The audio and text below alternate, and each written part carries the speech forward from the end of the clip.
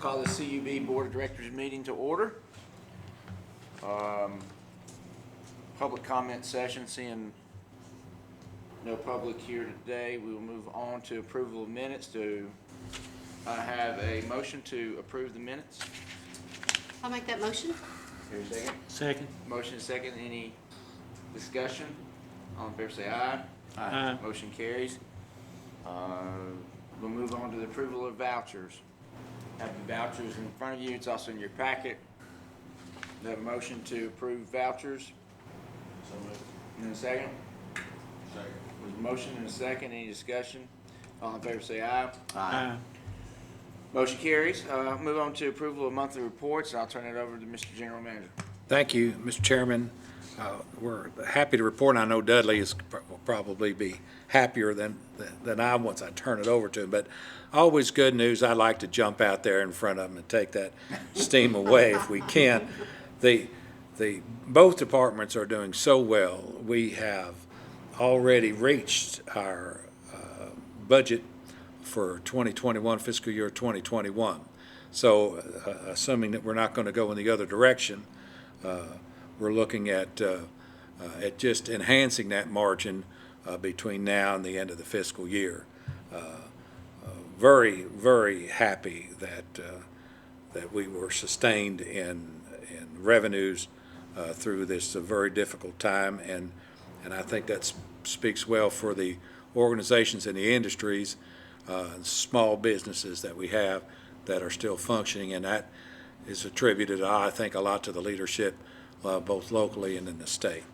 So Dudley, I'm now going to let you do the pickup. I really don't have a whole lot to add to that. Clinton Utilities Board revenue and expense summary through February 2021. For the month of February, we had a net income in the electric department of $261,000. In the water and sewer department, we had a change in net assets of $35,600. That brings us for the year, for the electric department is 1.1 million ahead of the forecast, and the water and sewer department is 71,000 ahead of the forecast. I always like to show you this, and if you ever get tired of seeing it, tell me and I'll quit showing it to you, but this is our long-term partnership credit, which really goes straight to the bottom line for this year. We've got 932,000 year to date through February. Last year it was 960,000 for the whole year because it started in September. The total is 1.9 million basically that we've got by signing that long-term partnership that our general manager worked so hard to get for us. And that makes a huge difference in our bottom line, because basically what you're doing is you're reducing the power cost. The revenue is the same, and you're reducing that power cost, which increases that net income bottom line. Helps keep the rates flat, and that's what we're all striving for. Water and sewer department, the water sales are a little higher, the sewer sales are a little down, but our expenses are running quite a bit less than we had forecasted so far. That's a great thing. And both, as Greg said, both departments have already exceeded the budget. We were conservative on those budgets because we didn't know what COVID-19 was going to do to our industries and so forth. But they've recovered pretty well, and thus our statements look great. And that's all I have. Do I hear a motion to approve the monthly reports? So moved. Second. All right, we have a motion and a second. Any discussion? Any questions? I got a question. Is it 2 months left? Is that what we've got in this, how many months left in No, this fiscal year? no, because of the way we close, you're just looking at February now. So we have March, April, May, and June. So we've got 4 months remaining and we've hit budget. Yes, sir. Blown past budget. Yeah, Oh, big time. right. No question. Any other question? We have a motion and a second. All in favor say aye. Motion carries. Move on to the project status reports. Thank you, Mr. Chairman. We're tracking 5 work orders in the electric department, and essentially the first 2 on Martin Road and Riverside Drive are complete. We're still gathering payroll overhead stores and transportation for those, so they're not closed out. The Farmers Holler and Carroll Holler, they're going well, and they should be completed by the end of this month. Carroll Holler might be coming in June. And West Broad Street, we're in pre-construction on that, and we ought to start that in early May. So that's those 5 that we're tracking in electric.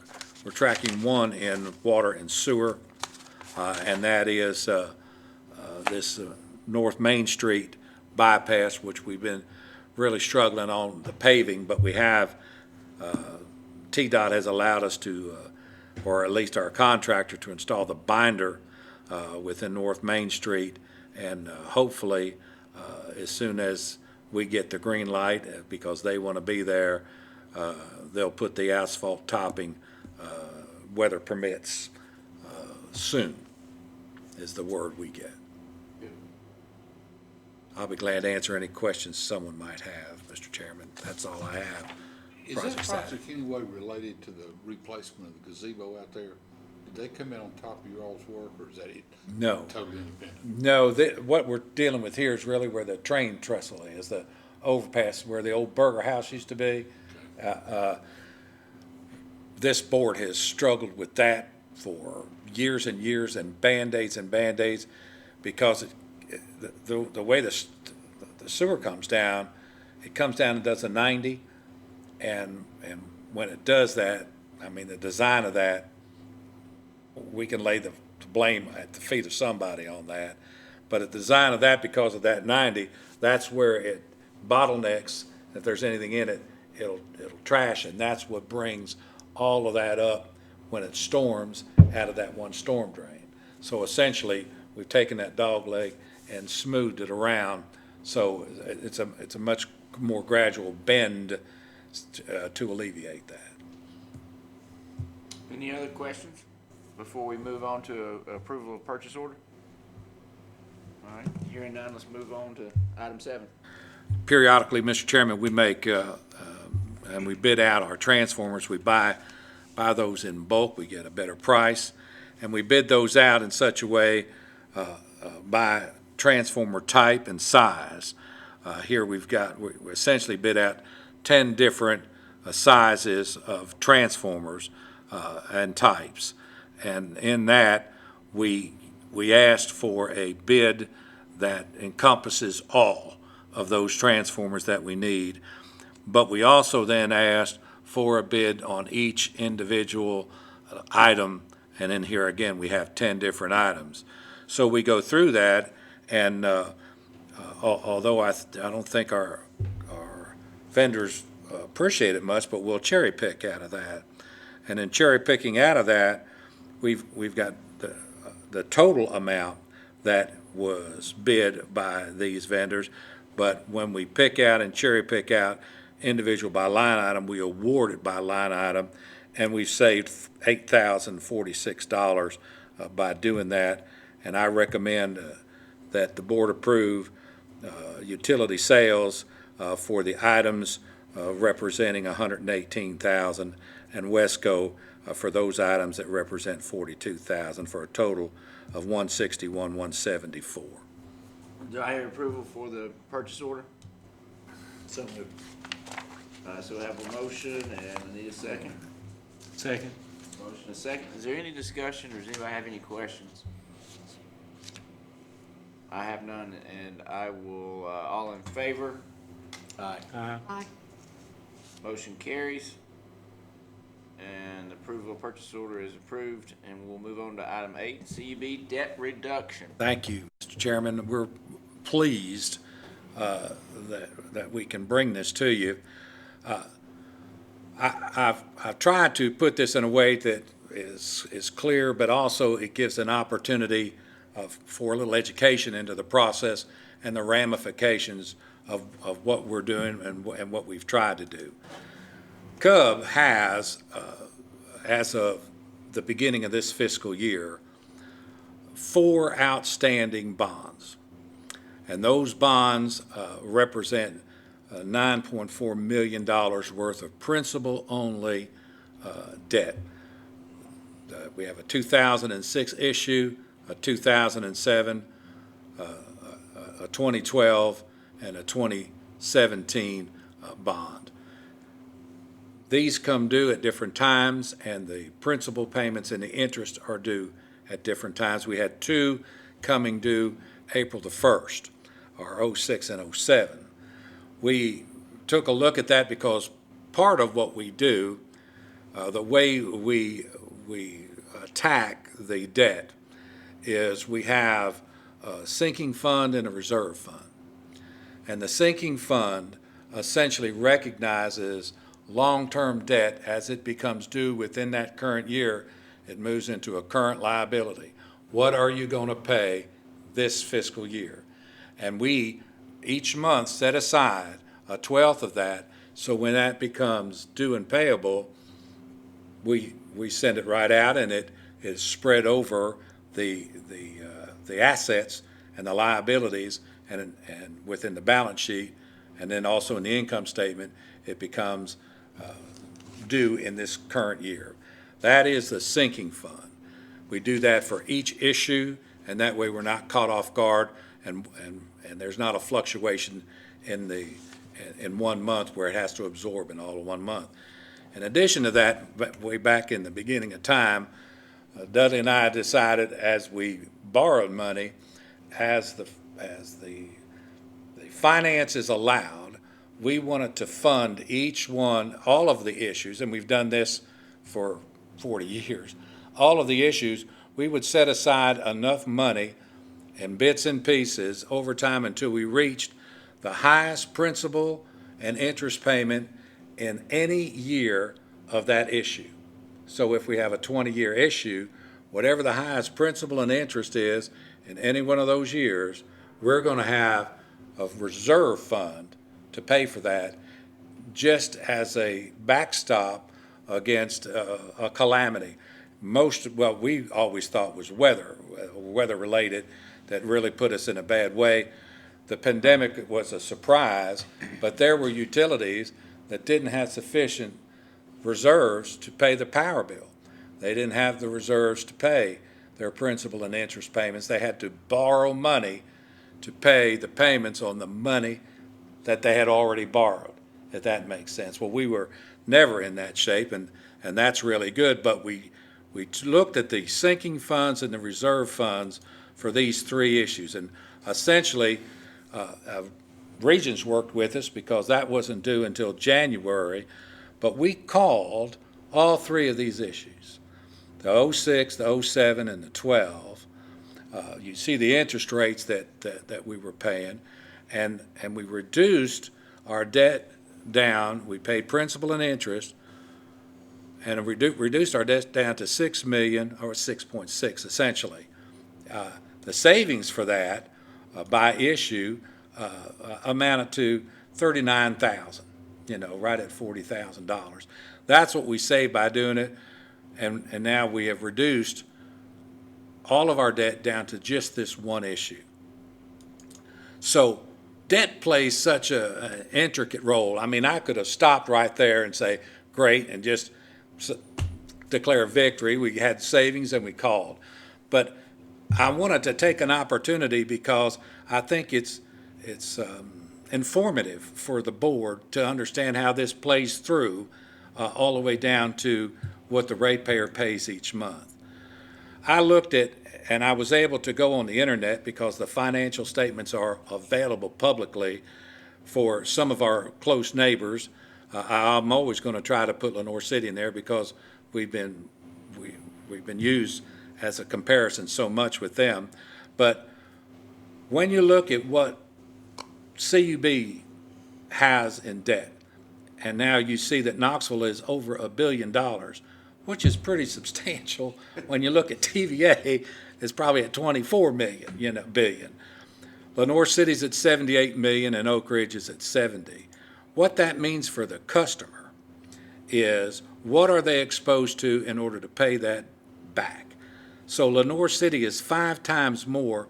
Our customers the customers of Lenore City are 5 times more exposed at $1,100. Oak Ridge, 19 times at 43.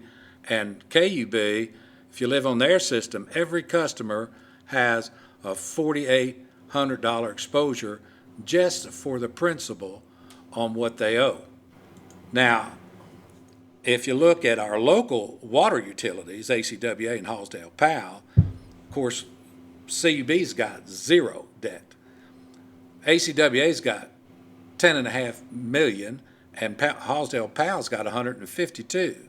What that means for their customers, ACWA's customers on the hook for over $1,000, and Hallsdale Powell is pushing that $5,000 mark. It's significant when you talk about principal. So when you look at what the 3 pillars we look at, low rates, high reliability, and great service, low rates is very much tied to what your debt is. And for an example, this is an updated annual, the East Tennessee Development District does a survey of 32 utilities in the region. And for the whole region, the average that a residential customer will pay, which is 5,000 gallons, is $105.36 for what we pay $53 for. They are 96, the average of those 32 are 96% higher than what we are. The average of those that I've got on this list is 105% higher. If you live in Clinton and your neighbor lives in Anderson County at ACWA, they're paying 109% more than what you're paying for the same utility. We're paying 53, they're paying 112.82. If you live in Norris, you're paying 117%. And if you live on Hallsdale Powell's system, you're paying 137% more. So essentially, Lenore City, 60% more, Oak Ridge, 85% more. Essentially, on average, we're less than half of what these others are. That's significant, and I'm going to show you one of the reasons why, because I'm going to focus in on our friends up the road. I told you that their debt for electric, water, and sewer is $70 million for just water and sewer, and take electric out. They've got $34 million in bonds, $22 million in notes. They've got a total debt in their water and sewer of $57,867,000, and that's principal only. What that means for the year, for next fiscal year, they have to write checks or wire money for almost $5 million, $3.4 million in principal, $1.4 million in interest. That's what their water and sewer customers have to fork up. So what does that mean? The $4.9 million spread over 13,157 customers means for next year, they're on the hook for $375. If you break that down by the month, that's $31.26. So get back to this $99 for what Oak Ridge charges for 5,000 gallons, and you're going to see that $31.26 is a third of what their bill is. A third of what their bill is to fund their debt service. Now, Clinton, if Clinton was to raise the $31.26, it would have to have a 58% rate increase to get that $31.26. And the good news is, if we did get that $51.36 and that kind of a 58% rate increase, we would still be the lowest of any of these around, even with that. So that says you can do debt service on $50-some million, and we're still paying the lowest. We would still have the lowest rate of any of these. You cannot make this stuff up. It's just amazing.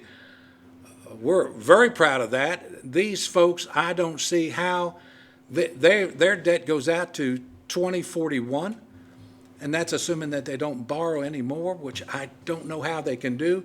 All of these have been TDEC ordered. In other words, their maintenance has been in such shape that their system is so poor that TDEC comes in, finds them, and forces them to fix it. So I don't see any chance for their rates to do anything but go up, not go down. So you can see how all of that plays in: low rates, great service, high reliability, what people want. I think that's what we deliver. And I wanted to give you this opportunity to see how that all played through to the individual that gets their bill. It is significant and it is impactful. And we are not only in great financial shape, these folks they're just starting the process of getting advanced metering put in. So there's millions of dollars of hardware out in their future just to get their metering system put in. KUB doesn't have that. Nashville doesn't have. Memphis has started to do that. So they don't have a lot out in front of them, is what I'm trying to say. It's a lot of walls in front of them. But that's where we are. We're down to one bond issue, and we're going to aggressively work on that. And our debt is in with zero debt in water and sewer. It impacts our customers, and it will impact us for the foreseeable future in a positive way. Any questions? Very good. It's very impressive. Can you send that presentation to us? Sure. Here, please. I'll put it on the new board book. What's our bond rating? We're AAA. I mean, the last time you looked, is that right, Dudley?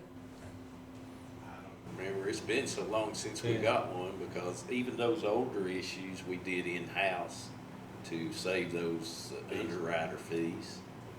And we didn't have to go to New Didn't have York to and go- do all that. Did you go through Municipal League to get that? We did on the 2017 issue.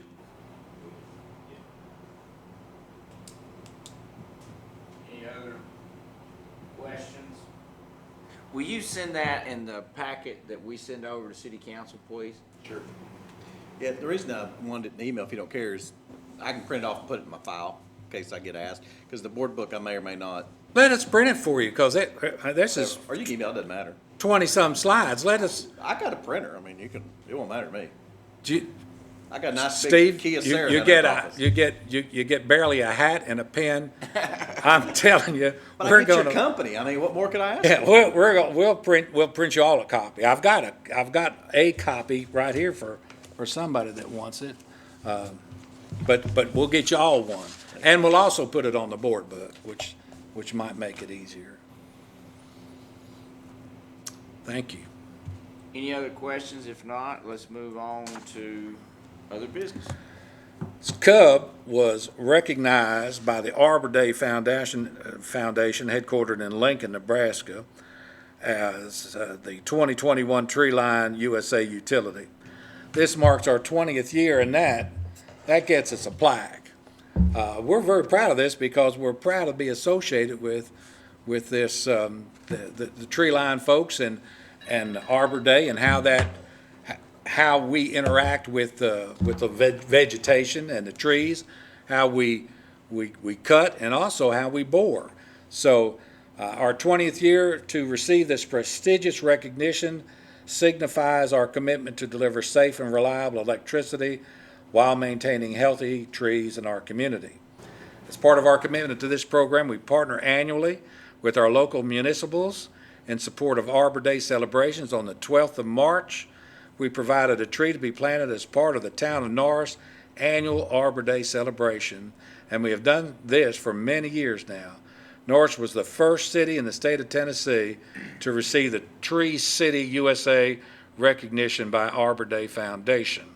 And this marks the 41st year that they've received this recognition. We're also proud to partner with the City of Clinton, which now has achieved Tree City USA recognition for the past 3 years. Not only do we participate in the City of Clinton's annual Arbor Day celebration, which will be held in the fall this year, but our right-of-way coordinator, Greg McAnally, also serves on the City of Clinton's Tree Advisory Board. We are not only proud of the utility services that we provide to our ratepayers, but we're also proud of our efforts such as this to support our environment. Number two, we participated, and we're happy to do so, in the East Tennessee Regional Leadership Class of 2021. So this represents the region.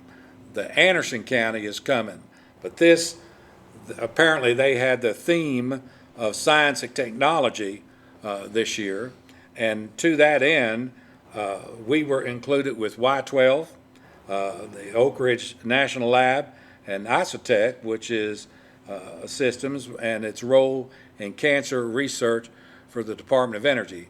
Obviously, there were no other utilities that were asked to participate, and to my knowledge, they've never had a utility participate. So we showed off, as you can imagine. We were proud to be singled out and to share our state-of-the-art operations center, as well as providing a primer, if you will, on our virtual power plant in Flizzer. We had tremendous positive feedback on that. We got letters and notes and everything else, but it was very well received, and we were proud of that. Now, next Tuesday, we're working with our local folks at Anderson County and their leadership class. We will participate with them, do something similar, and that's next Tuesday at 1 o'clock. And this will undergird, I think, our efforts that the board has asked us to do, and that is to meet the challenge of getting the word out on great service, low rates, and high reliability. And that's all I have, Mr. Chairman. Thank you. Does anybody else, and I'll go around, have any comments or any questions? No, sir. Madam Vice? Nope, no good. I really like that low rates High reliability, in service. great service. Great service. I think that's, I wrote that down. I think that really sums it up. And It's a balance. It's a balance. sure, and I think we exceed expectations in all three areas. Having said that, if there's no further business to come before this board, I hereby adjourn